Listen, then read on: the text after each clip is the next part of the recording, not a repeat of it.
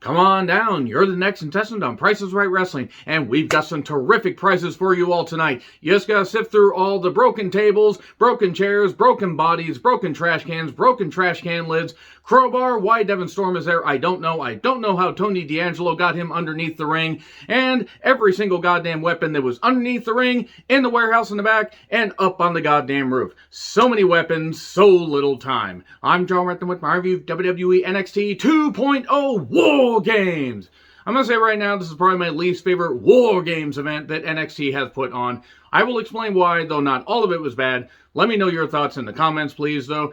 It seems that we're getting the final farewell for the Rebel Heart himself, Johnny Gargano. And if that is true, he's had quite the run in NXT. He's had a lot of terrific takeover matches. I haven't liked all the stuff he's done. I don't really think he's the most effective heel, but he is a tremendous worker, and if he wants to go somewhere else, good for him. Round of applause. There was some good stuff there. And also, it seems like Kyle O'Reilly is on his way out. He's just got to put over Heavy Metal Von Wagner. Oh boy. Let's just jump into it. So, Mackenzie Mitchell and Walt Disney's least favorite professional broadcaster, Sam Roberts, who looks like a boiled egg with beard on it, has decided to basically annoy the fuck out of everybody. I'm just going to say right now that Sam Roberts really fucking annoys me. He just comes across like a goddamn idiot. Mackenzie really was rocking a very colorful top, though I will say that, you know, it wasn't even the most colorful thing on the show. That being said, at least Mackenzie has life and energy, and her and Vic Joseph, congratulations to those two crazy kids, even though I don't think they're that much younger than me. And when I say crazy kids, I'm thinking, oh, they're 20 years younger. No, not really.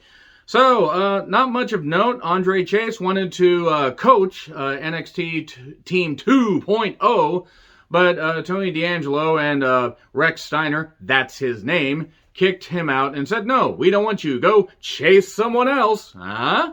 I know that apparently Braun Breaker was his choice. Yeah, other talents have said that the name was their choice, and guess what? It turns out after they leave the company, it wasn't their choice. So there you go. But that being said, he was damned if he did, he was damned if he didn't. If he chose, you know, the Breaker Block name like he has, then, okay, it's a stupid name, straight out of the fucking 90s, like he's Bill Irwin's The Goon.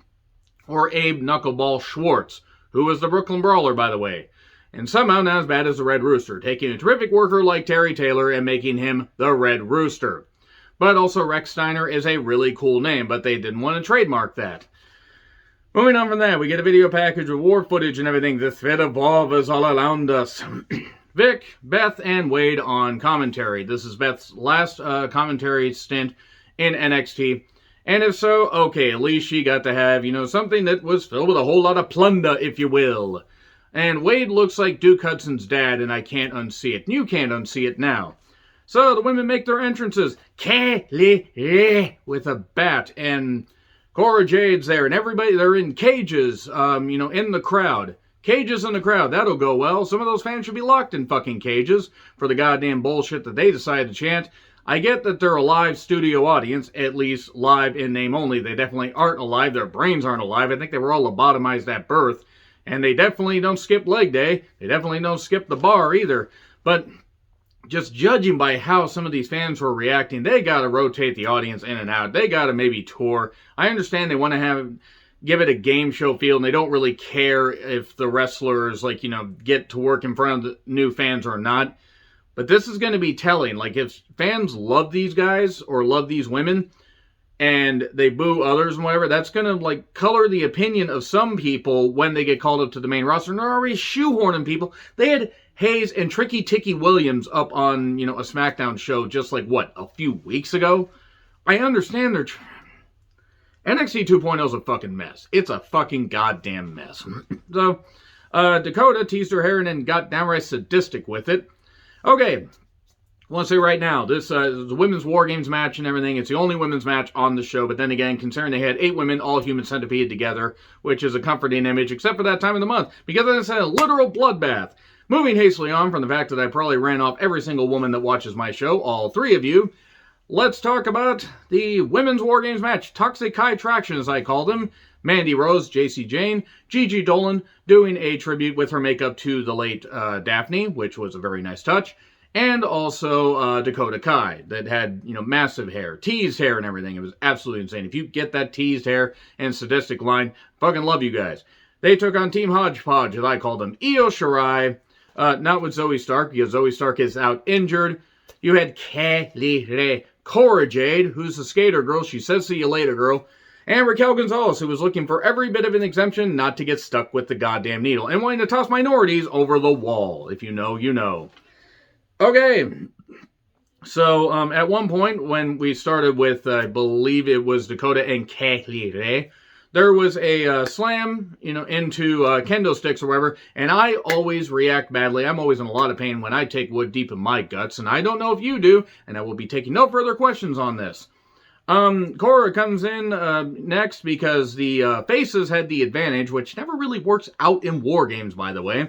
She had the skateboard. You can't skateboard. Evidently, these fans never saw Johnny Ace as part of the Dynamic Dudes. Not that Shane Douglas could necessarily skateboard either, but at least Shane Douglas looked like a goddamn athlete. Go back and watch the Dynamic Dudes. You might feel a cold sensation because you'll have a beer bottle that you want to smash into your head rather than watch them anymore. Fuck you, Jim Herd, you goddamn idiot. Cora Jade, I don't know if she can skateboard or not. I can't skateboard, and she's not that bad. She's able to at least balance on and get to the goddamn ring. That's more than I can fucking do. And Gigi in at number 4 with a trash can, and she had a big sack she was gripping in her hands. I'm going to take the piss out of some of the spots in this match, because it's not that the women didn't work hard. There were plenty of hard shots. There was plenty of brutality, but here's the thing. You remember how War Games only lasted maybe 25 minutes at the most, and it flew by and everything? And I'm talking War Games from the inception. I'm not talking about World Wrestling All-Stars, the inception. Retro reviewed that if you want to check that out. Even the War Games matches into the WCW days didn't last all that long. Now, some seem to drag out a bit, like War Games 1998 at Fall Brawl 98, because you had the Ultimate Warrior not even understanding how to do stuff. They had to do a trapdoor thing that injured the British Bulldog. Nobody told anything about it, and British Bulldog ended up dying 3.5 years later. I'm going to blame the Ultimate Warrior for that, like I blame him for breaking Bobby Heenan's neck. And by the way, I want to say one more time, fuck the Ultimate Warrior. I'm glad he's dead. Also, the Dark Side of the Ring wasn't smut and filth. Dana Warrior, you stupid twat. So, moving hastily on from that side, that segue right there, and that, side project, it wasn't like that where Warrior kicked the wall out and everything and tore his goddamn bicep because he was a clueless twat. So, this was just a mess because you don't need to put so many weapons and people are tripping over this shit and people are breaking this stuff, and there's a metal divider or metal thing covering up the divide between the rings. Now that makes sense. I understand that because sometimes people could accidentally slip in between the rings. You don't want to hurt your ankle. You don't want to shatter your coccyx. You don't want to take it so hard in the coccyx that you can't freaking walk afterwards. I knew a girl in college like that. So, why not just take a dumpster full of weapons and throw it in the goddamn ring, is what I basically said. You should have just taken a freaking dumpster, put it there and said, okay, ladies, dive in there. Let's make it like Mania 14, the dumpster match, and just go at it. I'm just fucking amazed that they had any weapons left under the ring after that match.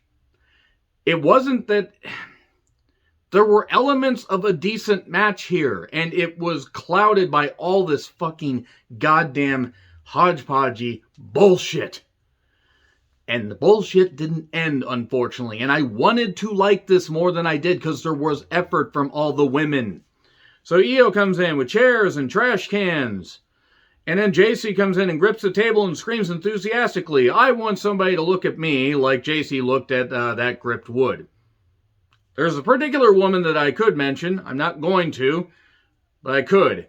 But anyway...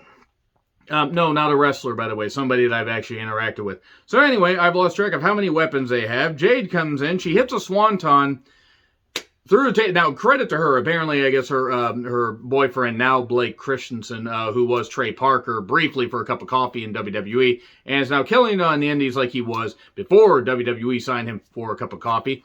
She does a swanton, unfortunately, and I love Cora, and I'm not knocking Cora here, missed it by that much, and then she's selling her shoulder. Now, she could have actually hurt her shoulder, and they may have just done some comedy, or not comedy, but like, a storyline angle to make it seem like her shoulder's fine. I think she actually did hurt herself. I hope she's all right. I hope it was just a stinger. Maybe it was just a bruise. I hope she's going to be all right. They were going to get the doctors in there, and Io says, no, I have this Iro chiropractic Shirai. Boom! She yanks on it and pops it back in. Oh, I'd like her to yank... Anyway. gets yanked off stage for the grossness. I run such a clean show, I'm shocked. So, Raquel comes in, she wants to send minorities over the wall, and she basically gets a freaking... God damn it, she swings Dakota Kai in a goddamn trash can. I haven't seen that before. I don't want to see it again. So, Mandy grips that kendo stick properly and is swinging everything. She's jerking on Cora Jade's arm. Quick, everyone do everything in the known fucking universe. And then Cora pins JC after everything. Just rolls her up, tops her. Just tops her. 1, 2, 3. Cool. If you're going to have Cora and Io say go for the tag titles, and that's going to be a way to call Io up, okay. I would have had the heels go over here. Because you could say, like, oh, because of the main event, they need to have the faces go over here. Are we so sure that the people that won the main event were the heels? I mean, one guy is. You fuck that guy. But anyway, there we go. All the goddamn plunder, if you will. Tiffany's Epiphanies. We did 20 takes of this, and that was the best one. That's what I wrote down. Brooks and Jensen toss horseshoes, hand grenades, and beanbags. And then, Boa can't control it. He can't fight it. He just can't hide it. MSK vignette. They're going to see who the shaman is next week. Team Black and Gold say shit. Yeah. And then we get Imperium, Eichner and Bartel against O'Reilly and Heavy Metal Von Wagner. NXT tag title match. It was at this point I realized that since it's not technically a takeover, we're back to what the pre-boom of the takeovers was. Where you would have 3 maybe really good matches, and then you would have a bunch of filler. This had 2 matches that deserved to be on there, and then it was filler. This could have easily been on TV. That's not to say that there weren't a few cool spots. The ways I didn't care about this, and nothing against the athlete except Von Wagner. He's a goddamn weirdo. He looks like Ega if Ega had no personality. Rest in peace, Richard Kiel. It did pick up at the end. Eichner did hit a really, really impressive dive outside. I almost cracked his head on the ground. And then Imperial Bomb, 1, 2, 3. And then, thank you, Kyle, because everybody knows that Kyle O'Reilly is leaving, because who the fuck can blame him at this point? And Vaughn misses his goddamn cue to try and turn on him, because I guess he's just going to turn on him for whatever reason, even though he tried to get him to be a tag partner. And he misses his cue, and O'Reilly beats him up because O'Reilly is smart to this. And he does the Undisputed Era thing, because he's going to be all about that boom. While Adam Cole, if you know, and Britt Baker don't use a Roomba, they're all about that broom. And he loves first-person shooters because he's all about that doom. Okay, I'll stop. All right, so yeah, Heavy Metal Von Wagner couldn't even do that right. Have I mentioned I can't stand the Ikemen Jiro gimmick? Nothing against the guy. I feel bad for the guy. The guy posted on Twitter, somebody showed me the tweet, that he can't go home to Japan because they've locked it down because of the new variant.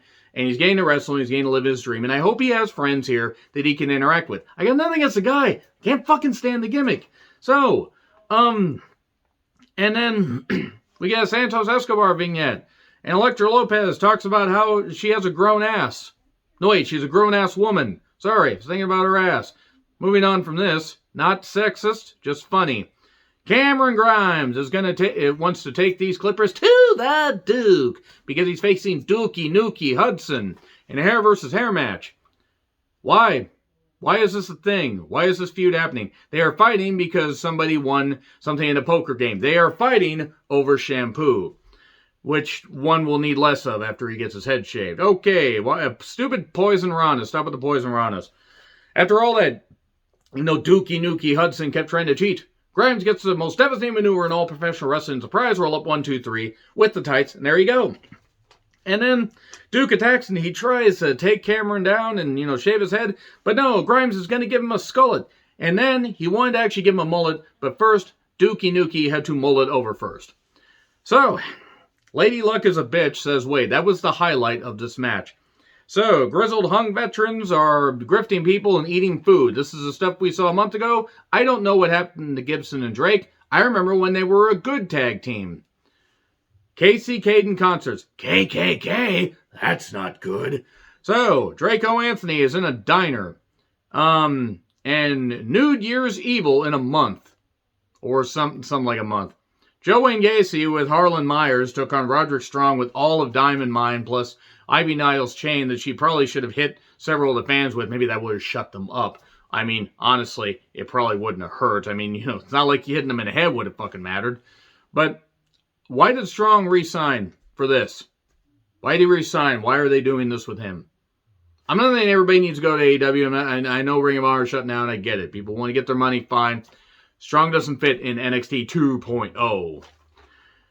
So, why am I supposed to care about Joe Wayne Gacy is what I wrote down. And it's not that the guy's a bad athlete. It's a stupid gimmick. And yes, Vince, we get it. You hate anybody that feels like people should be, it should be an inclusive environment and everything. We get it. You hate people that don't think like your buddy Donald Trump. The guy that lost the election legally, by the way, you stupid twats. Anyway, Gutbuster missed by a goddamn mile. We get oddness with Harlan picking up Ivy Nile, who probably could have picked him up easily.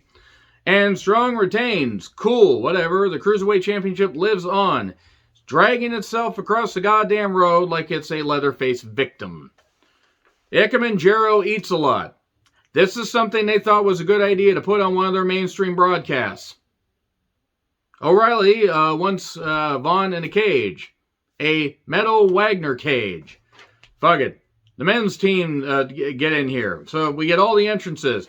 It's a rebel heart, and you're going to get a rebel yell, and we want the heart to go somewhere else. Wherever Gargano goes, good for him. So, the men's War Games match. Team Black and Gold with Ciampa, Gargano, Knight, and Dunn. Here's a question. LA Knight came into the company when? When did he come into NXT? Why is he part of Black and Gold?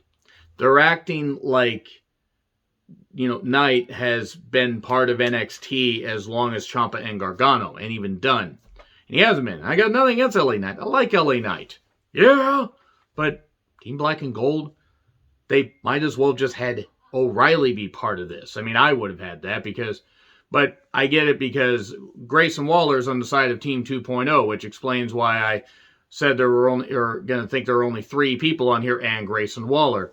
Carmelo Hayes with Tricky Ticky Williams on the outside. Rex Steiner, that's his name. And Tony D'Angelo. I'm just going to do that because if I do this, it's going to look bad, and I shouldn't have done it. Okay, so Gargano and Hayes start off, and we get Gargano chants and Johnny Wrestling and all that and everything, and they know it's his final farewell. Good for him. Good for him. Seriously, what else? What the fuck else can he do? Unless he suddenly resigns and he shockingly shows up at the Royal Rumble at number 30 and has a good run on the main roster, I think he's done. Grayson Waller comes in. The crowd really was cheering about anything else. Nobody likes Grayson Waller. If you think you do, you're wrong. If you do, that's fine. And Tricky Ticky was trying to help, and he threw a chair in there and nearly hit Grayson Waller in the head. You had one job and you failed. Not that hitting a guy that looks like that in the head would have mattered, but it is what it is. Pete Dunne is next. Gargano has a busted nose. I hope he's all right. That explains why the referee decided to have gloves on. And then Dunne is just violently fingering Grayson Waller inside the cage and also inside the cage wall and everything. I have not seen a violent fingering between an Australian man and a British man since this movie I saw online once by mistake. Always delete your search history, and I also usually have to pay extra for something like that, especially if you want 2 at the same time, because only so much can fit in one hole. Shut up, don't ask me. So, Tony D'Angelo out next, and he gets a table and cannon. Oh boy, more weapons. Good. A War Games match with so many weapons. That's what this card fucking needed. Loomis is under the ring and intimidates and scares Tricky Ticky Williams. And then we just get the door being chained shut, because why not? They wanted this cool spot with Rex Steiner maybe ripping and possibly cutting the thing open, and it wasn't very good. LA Knight comes in, and then he just climbs in the damn thing. He could have done a spot, but LA Knight's not much younger than me and is not known for high spots and has a great body of work, and he did the smart thing by just jumping off the ropes instead of jumping off the cage. So Dunn keeps violently fingering Waller. Here's Rex Steiner. Good God, he is so much like his dad is what I wrote down. This event would have been fine if they had cut out some of the vignette stuff and just saved that for TV, or, I don't know, cut 5 minutes off of every single off of each War Games match, because this show did not need to go 2 hours and 45 minutes. 2 hours and 20 minutes would have been just fine.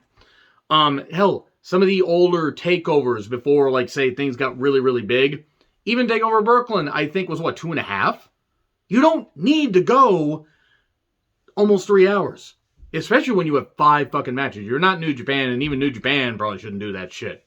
So, Rex Steiner tosses people around and everything. Ciampa comes out, and he hits, he decides to take a CD from 1,000 Foot Crutch, assuming they make CDs anymore, and hits people with it. And DIY. Why are we doing this ourselves? You get in there and do it. You do that. I'll go home. So we get tossed by Knight to Waller through a table, which was a nice spot. Tower of Doom that's kept going and going like the Energizer Bunny running out of batteries. And so we get more move spamming. A lot of move spamming. My fucking goodness. Everybody just hit everything, why don't you? Hayes gets, he stops a 3 count on Rex. Get a spear through a table by Rex, and then he hits the Rex Slam. 1, 2, that's a terrible name, I'm sorry. 1, 2, 3. Rex Steiner pins Tommaso Ciampa, which means probably at New Year's Evil he's going to win the championship. People thought that Gargano might have taken the pin. If it's Gargano's final night, he doesn't need to take the pin.